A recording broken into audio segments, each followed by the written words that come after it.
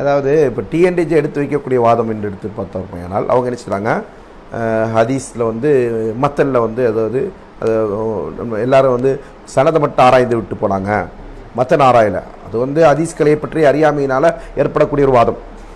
ஹதீஸ் கலையில் என்ன செய்யப்படும், சனதும் ஆராயப்படும், மத்தனும் ஆராயப்படும். அதான் ஹதீஸ் கலை. சரிங்களா? இப்போ நம்ம வந்து சஹியான ஹதீஸுடைய நிபந்தனைகள் என்று 5 சொல்கிறோம். இத்திசாலு சனத், அதாலத்து ருவாத், லபத்து ருவாத், அதுமு ஷுதூத், அதுமுல் இல்லா, அதுமு ஷுதூத். சரிங்களா? இந்த அதுமுல் இல்லா என்றால் என்ன? இல்லத்தில்லாததுன்னா என்ன அர்த்தம்? எதை குறிக்கிறது? அது அது மத்தனை குறிக்கிறது. இல்லத்து குறைபாடு இல்லாதது என்றால் அந்த ஹதீஸுடைய வாசகங்கள் குறைபாடற்றது. சரிங்களா? ஷாத்தா இல்லாததும் அப்படிதான். என்னது?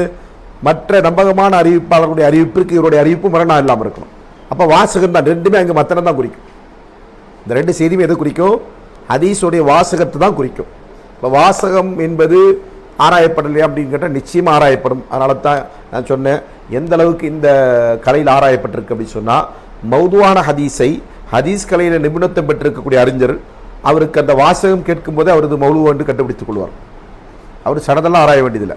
அதே மாதிரி நம்ம சொல்லியிருக்கிறோம், சனது ஆராய்ந்து கண்டுபிடிக்கக்கூடிய மௌதுவும் இருக்கிறது, சனது ஆராய்ந்தால் கண்டுபிடிக்கப்பட முடியாத மௌதுவும் இருக்கிறது. ஆனால் அதை யார் கண்டுபிடிச்சிருக்கிறாங்க? நுக்காதுல் ஹதீஸ், ஜஹாபிதத்துல் ஹதீஸ் அப்படின்னு அந்த கலையில் வந்து ஆழமான நிபுணத்தை பெற்றவர்கள் அதை கண்டறிந்து அதை தரம் பிரிச்சிருக்கிறாங்க. அப்படி தரம் பிரிக்கலை அப்படின்னு ஒரு வாதத்தை நம்ம வச்சோம் அப்படின்னா அது எவ்வளோ பெரிய ஒரு ஆபத்தான வாதம் என்றால் மார்க்கம் பாதுகாக்கப்படவில்லை என்றாயிடும். ரசூலுல்லாஹி அவர்கள் வந்து இந்த மார்க்கத்தை எடுத்துரைத்து முழுமைப்படுத்தி விட்டு 1400 ஆண்டுகள் கழித்து இப்போ தான் நான் என்ன செய்கிறேன், இதில் குறையுள்ள ஹதீஸ்களாக நான் கண்டறிகிறேன் அப்படின்னு சொன்னால் 1400 ஆண்டுகள் வாழ்ந்து சென்ற 14 தலைமுறை வாழ்ந்து சென்ற 14 நூற்றாண்டுகள் வாழ்ந்து சென்ற மக்களுடைய நிலை என்ன?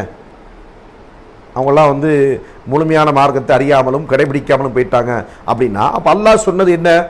அலியும் அக்மல் திலக்கும் தீனக்கும் அத்மம் தலைக்கும் நியமத்தி வரலித்தும் இல்லக்கும் இஸ்லாம் தீனா என்று அல்லாஹ் என்ன செய்கிறான், நான் இன்றைய தினம் உங்களுடைய மார்க்கத்தை முழுமைப்படுத்தி விட்டேன், இஸ்லாமியை உங்களுக்கு தீனா பொருந்தி கொண்டு விட்டேன் அப்படின்னு அல்லாஹ் சொல்கிறான்.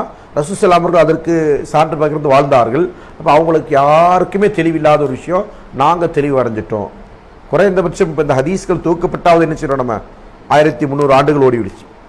புத்தக தொகுப்பாக வந்து நம்ம ஏற்கனவே சொல்லியிருக்கிறோம், புகாரி அவர்கள் பிறப்பதற்கு 40-50 வருடங்களுக்கு முன்பாகவே ஹதீஸ் கிதாபுகள் துவக்கப்பட்டிருக்கு. புகாரி பிறக்கிறதுக்கு, துவக்கிறதுக்கு இல்லை, கிதாபு துவக்கிறதுக்கு முன்னாடி அவர் பிறக்கிறதுக்கு 50 வருஷத்துக்கு முன்னாடி என்ன செஞ்சிருக்கிறாங்க, ஹதீஸ்களை தொகுத்து வச்சிருக்கிறாங்க கிதாபுகளா. அப்போ நபி ஸல்லல்லாஹு அலைஹி காலகட்டத்தில் 100-120 வருடத்திற்குள்ள ஹதீஸ்கள் கிதாபுகளா துவக்கப்பட்டிருக்கு. அப்போ அந்த காலத்திலிருந்து இந்த காலம் வரைக்கும் என்ன செய்யல, யாரால எது கண்டறிய முடியல, இந்த மார்க்கத்தில் இருக்கக்கூடிய அடிப்படையான ஒரு மூலாதாரமாக இருந்து கொண்டு இருக்கிற விஷயம் அது பாதுகாக்கப்படலை, அதில் குறை இருக்கின்றது அவங்க அறியாமலே நம்பிக்கை கொண்டு விட்டு சென்றாங்கன்னு சொன்னால் இது எவ்வளோ பெரிய அபாண்டமான ஒரு வாதம், அறியாமை வாதம். அபாண்டம் என்று சொல்லக்கூட, அபாண்டம் என்பதோடு அது வந்து அறியாமையினுடைய உச்சகட்டம் என்று சொல்லலாம். இன்னும் சொல்லப்போனால் இந்த கலையில் அவர்கள் யாரும் என்ன செய்யல, ஆழ்ந்து ஆராயவில்லை என்பதையும் அது காட்டும்.